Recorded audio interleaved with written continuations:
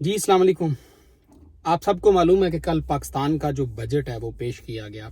اس budget کو discuss کرنے سے پہلے میں آپ کو ایک بات شیئر کرنا چاہ رہا تھا کہ دنیا کے جتنے بھی بڑے ادارے ہیں، معاشی اداروں کی بات کر رہا ہوں، وہ یہ بات ثابت کر چکے ہیں کہ جو جی ڈی پی ہوتی ہے اس کا تعلق جو ہے وہ اس ملک کی لٹریسی ریٹ سے ہوتا ہے. جہاں لٹریسی ریٹ ہائی ہوگا وہاں کا جو جی ڈی پی ہے وہ بھی ہائی ہوگا. 2012 میں یونیسکو نے ایک ریسرچ کی اور رپورٹ دی کہ تعلیم پہ خرچ کیا جانے والا $1 $10 سے $15 پے بیک کرتا ہے. ہم آج تک یہی سنتے آئے ہیں کہ دنیا میں ہماری جوڈیشری کا 146واں نمبر ہے، لیکن ہمارے لیے اس سے بھی بڑی ایک شرمندگی کی بات ہے. وہ یہ ہے کہ تعلیم کے میدان میں ہم 164 نمبر پہ ہیں.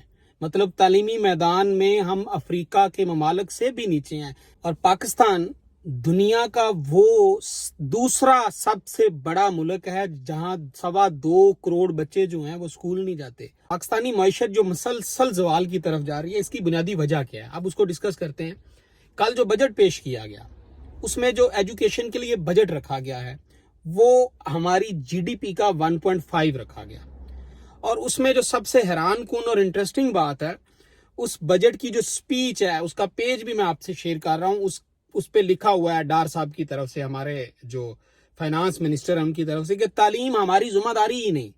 تعلیم ہماری ذمہ داری نہیں ہے، صوبوں کی ذمہ داری ہے، وفاق کی ذمہ داری نہیں. نمبر 1. اور آگے انہوں نے بجٹ جو مختص کیا ہے وہ 157 ارب کے قریب جو بجٹ ہے وہ تعلیم کے لیے رکھا گیا ہے. اس میں سے بھی پرائمری سکول کے لیے 3 ارب 80 کروڑ روپے رکھے گئے ہیں پورے پاکستان کے لیے. اور یہاں میں آپ کو یہ بھی بتا دوں کہ پاکستان میں پرائمری سکول جو ہے وہ تقریباً 2.5 لاکھ کے قریب ہیں. 2.5 لاکھ کے قریب پرائمری سکول ہیں. اب اس 3 ارب 80 کروڑ کو اگر ان 2.5 لاکھ سکولوں پہ ڈیوائیڈ کریں تو وہ بنتے ہیں 15,000 کے قریب.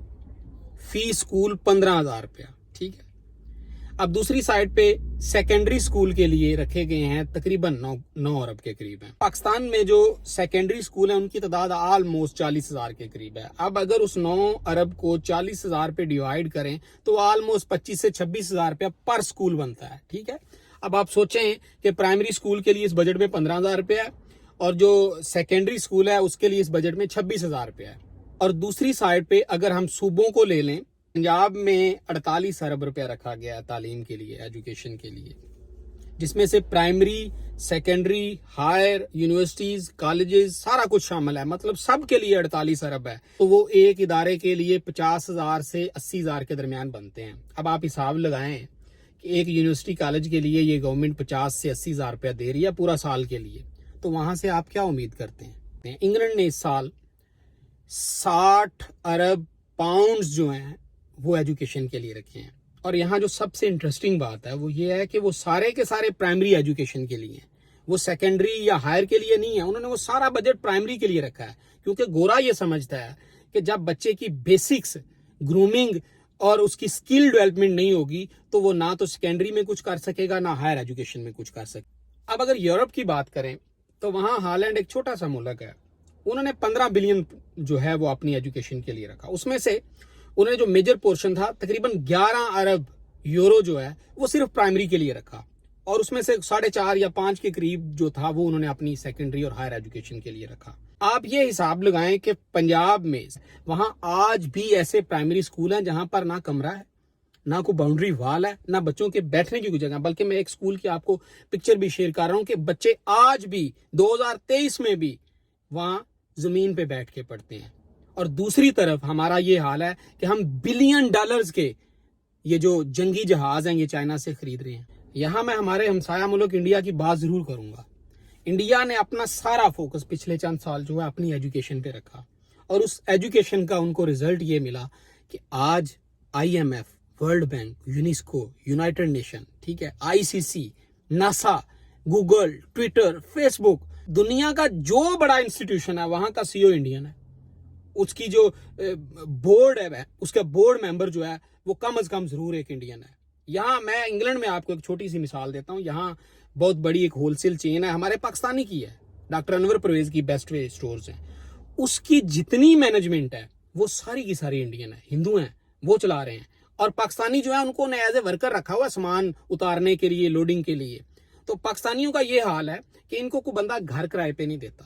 وجہ تعلیم پہ. آپ نے ایک اور بات سب نے सोशल मीडिया पे भी सुनी होगी, हमारे जो फाइनेंस मिनिस्टर हैं उन्होंने कहा कि जो ओवरसीज जो वो पाकिस्तान रेमिटेंस भेजते हैं उनको एक असला लाइसेंस दिया जाएगा। क्या कमाल की आपने ऑफर दी है कि उनको आप असला लाइसेंस दे रहे हैं। ओवरसीज को असला लाइसेंस नहीं चाहिए, जो उनके रिलेटिव्स हैं जो पाकिस्तान में रहते हैं उनको आप तालीम दें कि आपका जो बच्चा है हम उसको फ्री पढ़ाएंगे।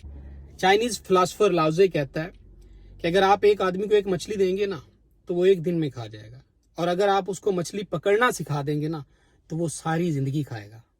अभी माजी में एक सियासतदान जो खुद को बड़ा पढ़ा लिखा कहते थे, मैं उन पे तनकीद नहीं कर रहा, मैं एक रियलिटी बयान कर रहा हूँ कि उन्होंने भी बजाय तालीमी इदारों की बेहतरी के लंगर खाने बना के दिए कि वहां से आप जाके फ्री लंगर खाएं, पढ़े नहीं, कुछ सीखें नहीं, कमाना ना सीखें, जाके वहां से फ्री लंगर लें। जब तक हमारी तरजीहात में बुनियादी तालीम की बजाय ये बम पटाखे जंगी जहाज होंगे ना, तब तक यहाँ से कोई डॉक्टर इंजीनियर या कोई स्पेशलिस्ट नहीं पैदा होगा। यहाँ से फिर वो खुद का जैकेट वाले बम्बार ही पैदा होंगे और पूरी दुनिया में हमारी रुसवाई होती रहेगी, हमारी माइशत जो है तंजली और जवाल की तरफ जाती रहेगी, कभी बेहतरी नहीं आएगी। जब तक हम अपनी तालीम पे फोकस नहीं करेंगे, जब तक हम अपनी जीडीपी का मेजर पोर्शन अपनी तालीम पे खर्च नहीं करेंगे, हमारे मुल्क में कभी बेहतरी नहीं आएगी। आप पूरी दुनिया के लिटरेसी रेट और उनकी जीडीपी को खोल के देख लें, जहां जहां आपको लिटरेसी रेट हाई नजर आएगा वहां की इकानमी आपको ऊपर नजर आएगी। पाकिस्तान में महंगी तालीम होने की वजह से और कोई प्रोफेशनल ट्रेनिंग इंस्टीट्यूशन ना होने की वजह से हमारे जो नौजवान हैं वो मिडल ईस्ट में मजदूरियां कर रहे हैं, और उनके ऊपर जो मैनेजमेंट बैठी हुई है वो हमारे हमसाया मुल्क से है, या वो बंगाली है, या वो श्रीलंकन है, या वो इंडियन है। वजह क्या है कि हमारे मुल्क में हमें बेसिक जो तालीम है, बुनियादी तालीम, वो ही नहीं दी जा रही। हमारे मुल्क में मसला ही तालीम और सेहत का है।